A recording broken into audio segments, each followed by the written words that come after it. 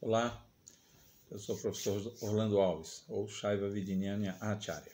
Bom, vou explanar um ponto de vista sobre outra pergunta voltada ao interesse de estudos do Shaivismo, onde as pessoas querem estudar, mas não querem seguir nada.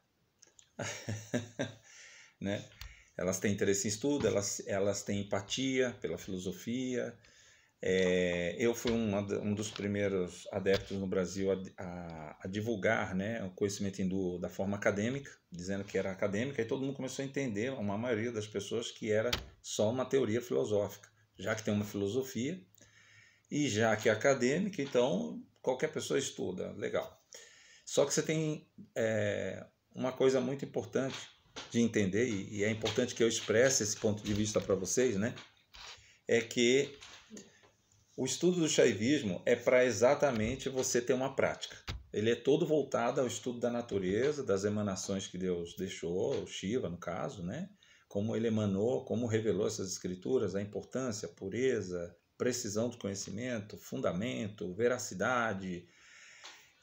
Quando você chega no âmbito acadêmico, assim, direto na faculdade, você não vai lidar com algumas nuances. Por exemplo, a iniciação, a preparação de uma pessoa, as confidências que a gente chama, que são os segredos analisados dentro das escrituras, geralmente são essas conversas, que esse é chamado passagem do conhecimento. Isso não vai acontecer quando você só estuda artificialmente. Então, quando você estuda artificialmente, você está fazendo aula com um professor que também estudou artificialmente. Quando você estuda com um adepto, aí muda. Se for um mestre, melhor ainda. Né? Geralmente quem tem a qualificação é sempre um mestre. Isso é uma aferição até das escrituras, porque às vezes eu falo isso e a pessoa diz assim, esse professor aí, eu vou te falar, viu? É muito tendencioso, ele quer a atenção toda para ele. Então, vou te contar uma coisa. Vou falar uma frase dos Tantras e vou te dizer uma frase do Vedanta. O Aparokshano Bhut diz assim, Nigama Acharya Vakeshu Shridheti Bhakti Vishuddha. Então, isso quer dizer que Nigama Acharya é a revelação segundo um preceptor, Nigama Acharya Vakeshu, Shridheti, Bhakti Vishuddha. Ou seja, quando é falado segundo um preceptor, é gerado fé e devoção, sentimento, tá certo? Nos Tantras é falado assim, Guru Payaha. Dentro de um sutra, os sutras geralmente são resumidos em 3 palavras, 4, 2. Guru Payaha é uma revelação do Sr. Shiva que diz assim, a via é um guru. A via é sempre por um guru. Não é direto nele, como muita gente que, eu vou fumar um beck e vou adorar Shiva, eu vou usar um daime e vou adorar Shiva, eu vejo Shiva, não vai acontecer isso. Porque as escrituras não prescreveram isso e são reveladas. Você não vai conseguir mudar isso. Se você conseguir, ótimo. E se você conseguir, você vai adquirir uma onisciência junto. Aí você já vem aqui e me mostra que eu estou errado. Tá certo? Mostra que eu estou errado, que eu estou só falando besteira. Certo? Eu repito em todos os vídeos, precisa de processo espiritual. Tá certo? Para você ter estudo. Esse negócio do estudo desinteressado, sabe o que você faz? Aí eu vou ser sincero com você e te ajudar. Você não precisa me consultar, nem consultar ninguém que seja sério.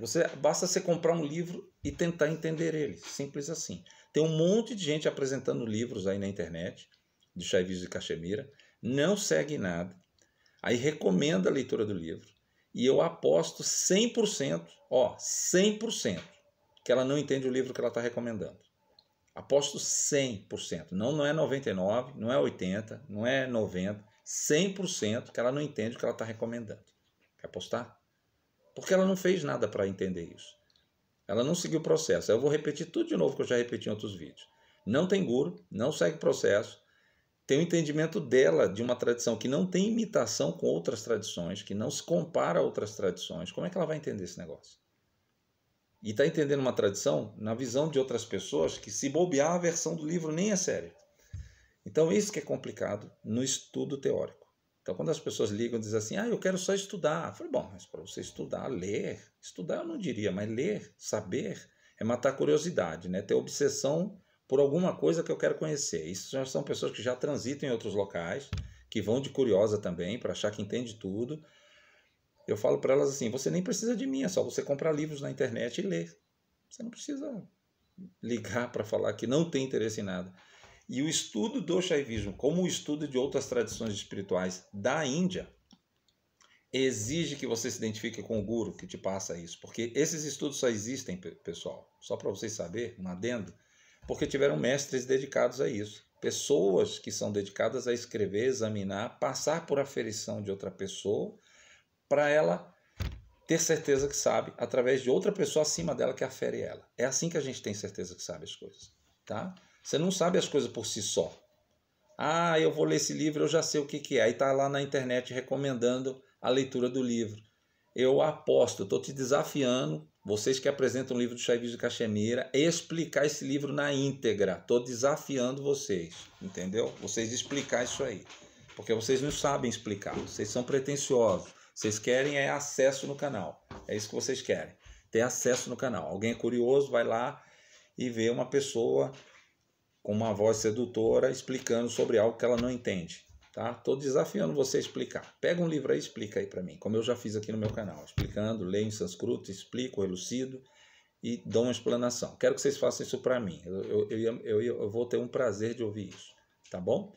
Vocês não sabem o que estão falando. Então, esse é uma leitura muito legal de pessoas que não passam por processo espiritual e não falam a verdade. Então, assim, a leitura livre, todo mundo pode fazer. O país é laico, o país é democrático, todo mundo está dentro do senso de liberdade. Vocês podem fazer o que quiser. Agora, verdade, vocês têm que fundamentar.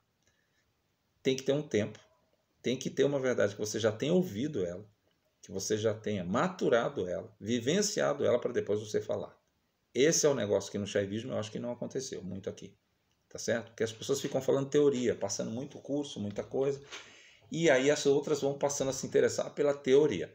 E a maioria das pessoas que falam só falam de superficialidade. Elas não falam nada da vivência delas. Elas não falam nada com propriedade. Você tem que ter propriedade para saber o que você está explicando. Entendeu? E de preferência, o senso comum diz, dentro das escrituras, que você tem que ler um Shastra ou ouvir de alguém que lê. No mínimo, você tem que ouvir isso. É o mínimo que você tem que fazer para ouvir uma verdade, como às vezes eu dito no vídeo, de um jeito resumido. Tá? O pessoal que convive mais próximo ouve mais, porque está convivendo, está sempre junto, está sempre reunido, e a gente gasta tardes e dias inteiros falando de conhecimento das escrituras e da tradição, de confidencialidades da tradição. Então, o estudo aleatório, o estudo desinteressado, aquele que você quer ser livre, quer ser tranquilo, esse não te inclui dentro da tradição. A pessoa que vai na Índia fazer curso de 4 meses, 5 meses, 1 ano, 2 anos, não inclui você, porque não deu tempo você examinar a escritura. São muitas. E você precisa de um histórico de vida, de estudos anterior à leitura desses livros. Anterior ao conhecimento desses livros. Fundamentar bem a visão da filosofia de uma tradição, para você chegar a uma aferição de explanar na internet ou de recomendar, né, de faltar consenso de recomendar um livro que você não conhece. Então, quem quer ler livros de forma aleatória, é só comprar na internet, à vontade. Você fica à vontade e compra. Mas não quer dizer que você vai entender alguma coisa, tá certo? Nem porque você viajou à Índia você vai entender alguma coisa. Eu falo mesmo, você não vai entender. Porque tem um monte de gente que fala que viajou à Índia, volta, alguns bem caracterizados, com batas, com tudo, né? Falam calmo, contam algumas historinhas, mas não expressa fundamento, não expressa peso no que está falando. Tem que ter peso. Você tem que ter uma certeza que o outro sinta que você tem. Senão, não dá muito certo, não cola muito bem isso aí. Só cola para as pessoas mais carentes e depressivas, que é aquelas que querem atenção. Então você pode falar o que quiser para elas, que vai servir para elas. Para quem é depressivo, carente, tudo serve. Para quem é atento e quer algo de fato, não serve. Tá certo? Então procure ter senso de ler o livro. Procure ter senso de aprender sobre isso. Procure ter senso de estudar com alguém que te ensine de fato isso.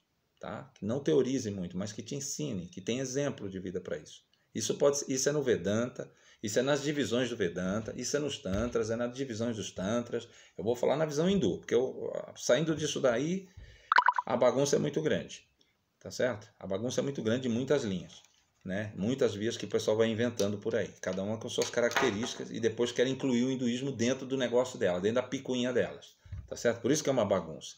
Vocês não têm nada e querem botar os deuses hindu dentro do negócio de vocês, onde não tem origem nenhuma em princípio hindu, nem em princípio tântrico. Outra coisa dos tantras importante, de estudos, de tantra não, do estudo que é importante. O estudo é para ajudar uma pessoa a se desenvolver misticamente, a desenvolver atributos, siddhis, paranormalidades, expandir a consciência. O estudo não é uma coisa teórica aleatória, que nem você lê Kant, que nem você lê Sartre, que nem você lê Leibniz. Não é esse estudo. O estudo da Índia é completamente diferente. Esse outro estudo você pode usar droga, beber, fumar maconha, sem discriminar ninguém, tá? Você pode usar o que você quiser que você faz esses estudos. Tem até professores que usam isso e não tem problema. O estudo da Índia, não. O estudo da Índia tem um critério. Por isso que as pessoas se qualificam. A primeira qualificação são os hábitos. Se ela não tiver hábitos, ela não serve para esses estudos. Ela só vai teorizar. A mente dela vai projetar uma ilusão idiótica de entendimento e não vai entender nada.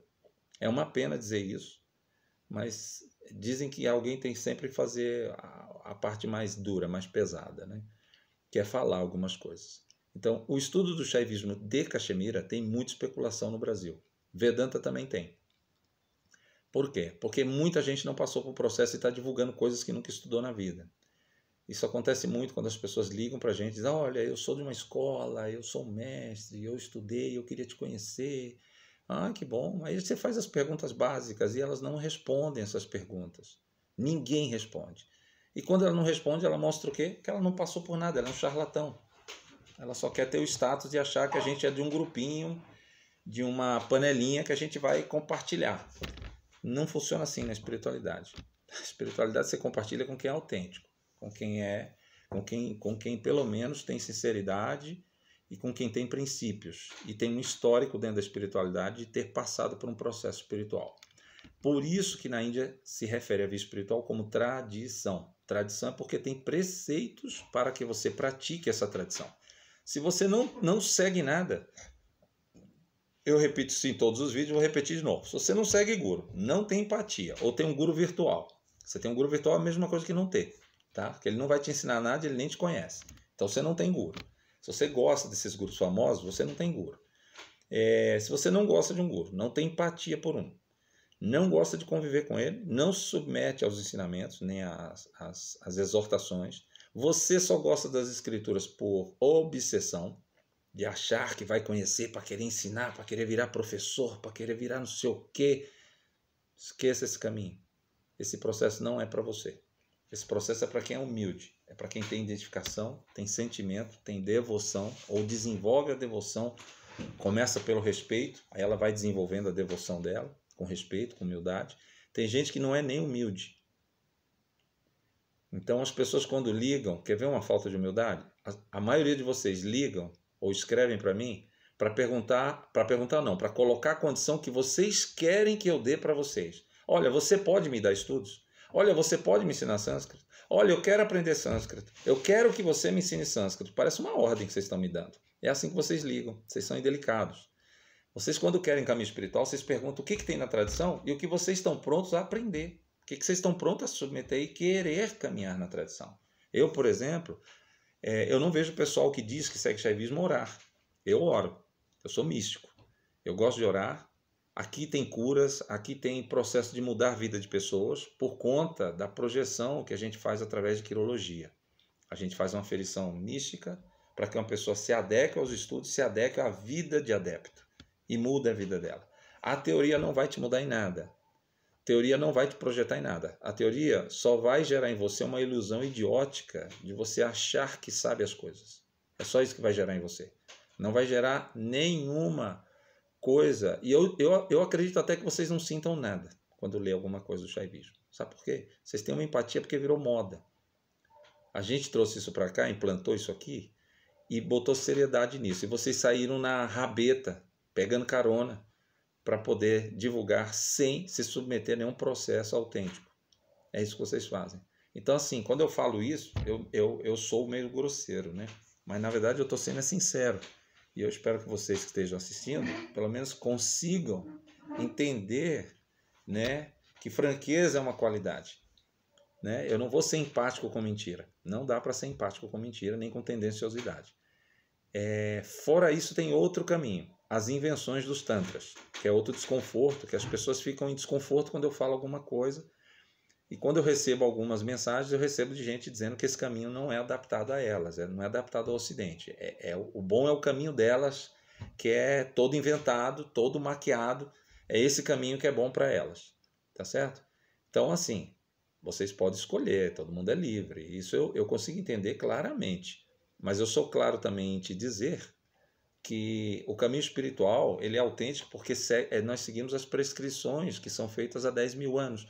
Todo mundo que se realizou e melhorou, ele só se realizou porque seguiu a praxe de outro anterior a ele, que é o que eu faço e que minha guru fez, minha guru do guru fez.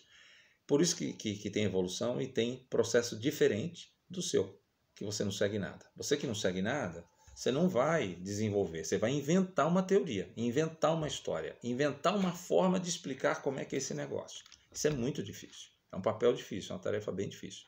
Uma tarefa árdua e uma tarefa insana, entendeu? Porque dentro do senso comum, você deveria seguir um processo espiritual. Não é chegar aqui falando que foi na Índia e teve um guru em 3 meses, 5 meses, 1 ano.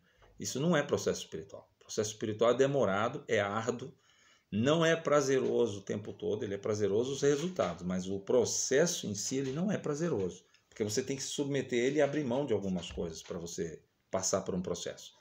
Então, por isso que não é prazeroso. E muita gente desiste no meio do caminho. E muitos não enfrentam. Muitos gostam de dar um loop. Ele dá um pulo e aparece como mestre, já ensinando e inventando alguma coisa muito legal. Tá certo? Então eu espero que esse vídeo esclareça e te dê pelo menos um pouco de senso, para que você possa, quando buscar alguém, saber o que você está fazendo, né? Averiguar um pouco sobre a pessoa, averiguar quem ela é, averiguar sobre o caminho que você está buscando. E quando se refere à Índia, em absoluto, a Índia segue preceitos hindus. Quando a escola não é hindu, não pode seguir preceito hindu se não é hindu, ponto. Isso é absoluto. Se não é hindu, então a pessoa está mentindo. Porque se você não segue nada hindu, não gosta de um Deus, não vai devotar nada a ninguém, quer estudar e quer trazer preceito hindu para a sua coisa que não é hindu, a tendenciosidade é muito grande. Né? A propensão de algo tendencioso é muito grande. Então, as exortações que eu dou aqui quem quer seguir uma escola ocidental, segue ocidental. Não misture as estações. Fique à vontade.